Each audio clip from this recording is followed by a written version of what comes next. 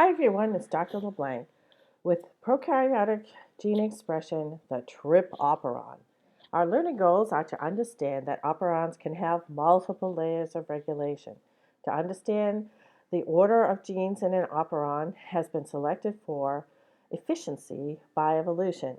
To understand the concept of feedback in regulating gene expression, to understand that small effector molecules can either activate or deactivate repressors, to understand the process of translation, coupled transcriptional control, to understand the process of alternate stem loop formation in achieving attenuation. This is a diagram of the Trp Operon. The Trp Operon produces all the enzymes necessary to synthesize the amino acid tryptophan. There are 5 different enzymes encoded in the Trp Operon. Tryptophan, if you recall, or if you don't recall, it's a very large amino acid with a very large ring structure. It's a complex amino acid and takes many steps to synthesize it. Notice that the enzymes in the pathway are organized in the operator in reverse orientation. In other words, the TrpA gene produces the first enzyme in the pathway, and the TrpE gene produces the last enzyme in the pathway.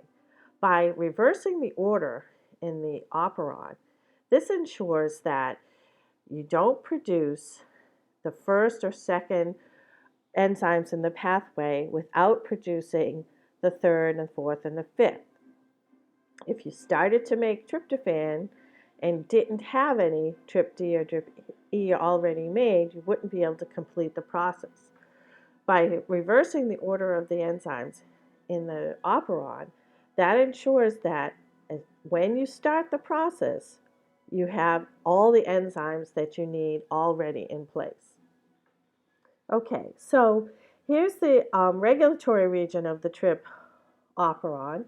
It's got a promoter, it has an operator that binds a repressor, and then it has something called a leader and an attenuator.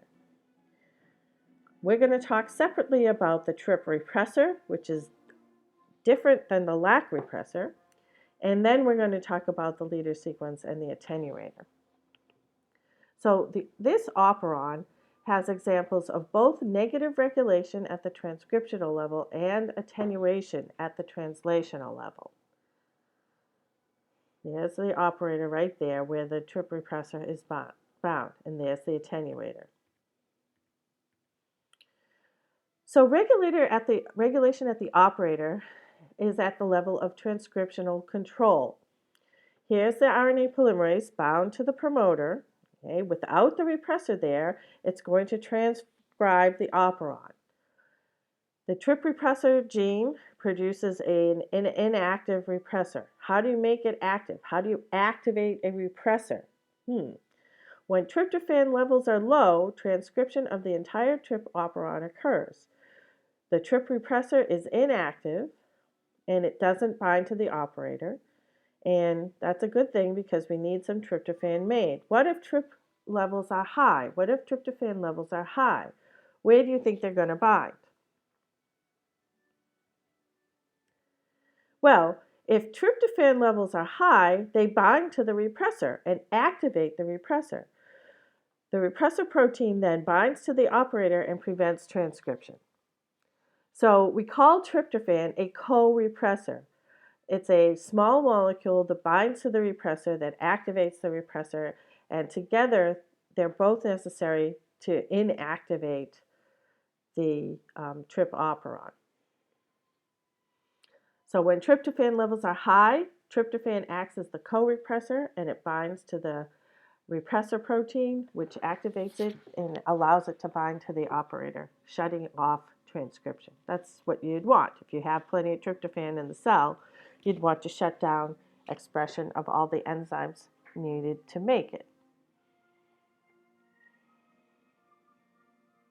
This is a very good animation. I encourage you to look at it.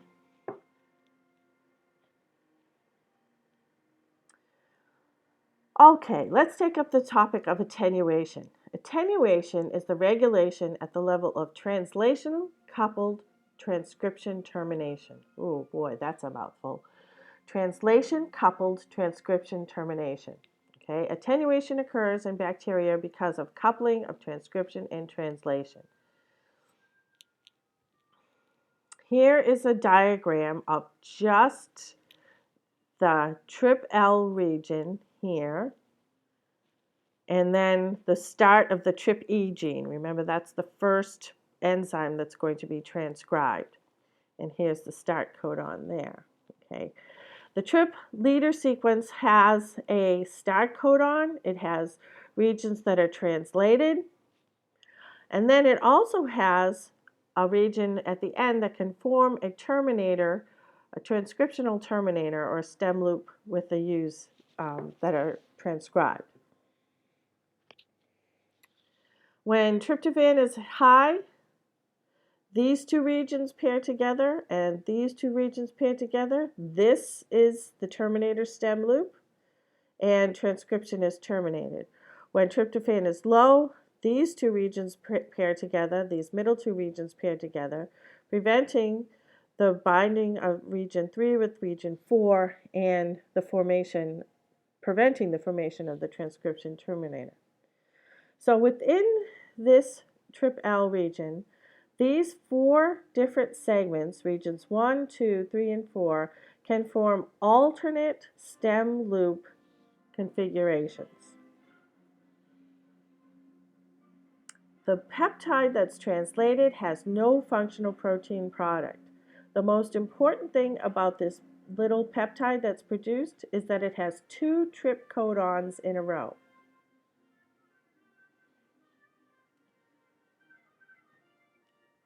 Okay, here's a very detailed diagram of this region showing where the terminator is, where the start codon for the trp leader peptide is, where the stop codon is, and where these 2 trip codons in a row are, and the hydrogen bonding that can go on between regions 1 and 2, or between regions 2 and 3, or between regions 3 and 4.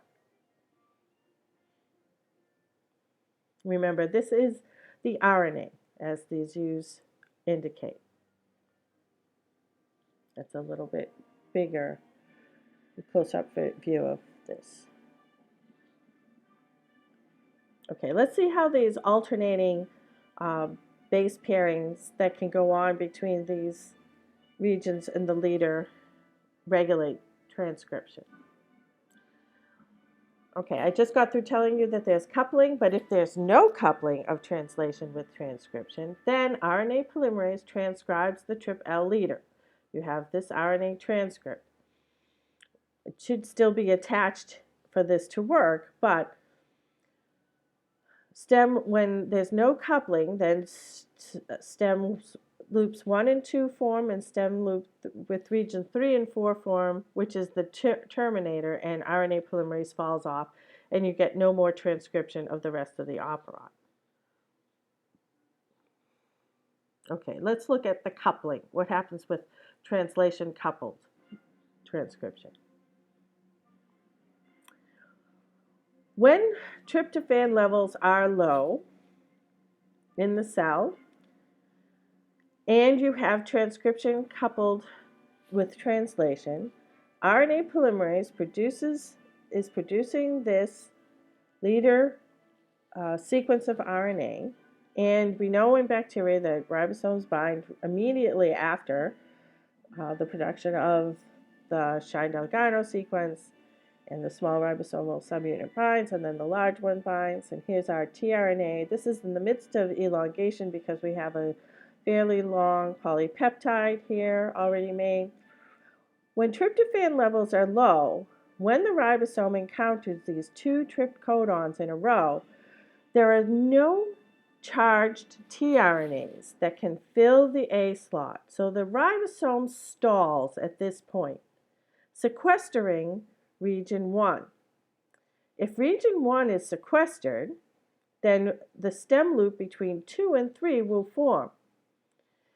That means that 3 and 4 cannot form. 3 and 4 are the terminator, So if the terminator cannot form, then RNA polymerase is going to keep on going, and it will keep transcribing the rest of the operon, which is a good thing because we need some tRNAs.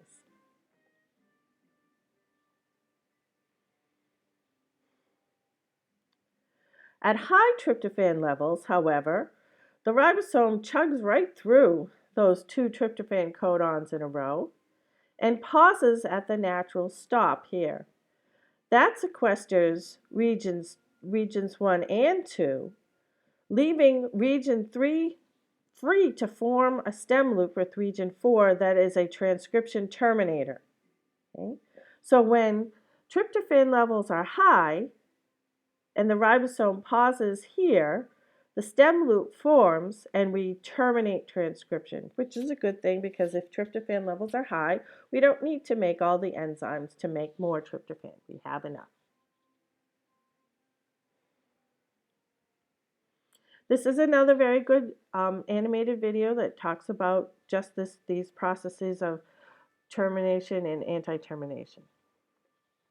So the Trp Operon contains genes for the 5 different enzymes in the biosynthetic pathway for the amino acid tryptophan. The Trp Operon is controlled by a repressor that binds tryptophan. When tryptophan levels in the cell are high, the trp amino acid binds to and activates the repressor. The repressor binds the promoter. This is the opposite of what happens when the lac repressor binds lactose. When the lac repressor binds lactose, the repressor falls off. When the trp repressor binds tryptophan, it binds to the operator. The Trp Operon is also regulated by attenuation, both coupled and independent of translation. The Trp Operon also includes the TrpL, or leader, which is involved in regulation. At the 3' end of the leader messenger RNA are 4 sequence elements that can form alternating stem loops, one of which is a transcription terminator. When not coupled to translation, the transcribed leader produces 2 stem loops at its 3' end, the 3' end of the leader, that is. The 3-4 stem loop is a transcription terminator. RNA polymerase falls off the DNA, and none of the other genes of the Trp Operon are transcribed. When coupled to translation, 2 possible outcomes exist. The first occurs when trp is low. The trp leader is transcribed and translation by a ribosome begins. The ribosome stalls at 2 consecutive trp codons, sequestering regions 1. That leaves regions 2 and regions 3 to form a stem loop, which prevents the regions 3 and 4 from forming the transcription terminator stem loop. Transcription then proceeds, because it doesn't terminate, through the rest of the operon, and all the genes are translated into proteins so the cell can make more tryptophan. When the trp levels are high in the cell, the leader messenger RNA is translated through the double trp codons without any problem, and the ribosome pauses at the stop codon, which is in the middle of sequence 2. That leaves regions 3 and 4 to form the transcription terminator stem loop, and RNA polymerase falls off the gene, and you don't make any more of the enzymes in the Trp Operon.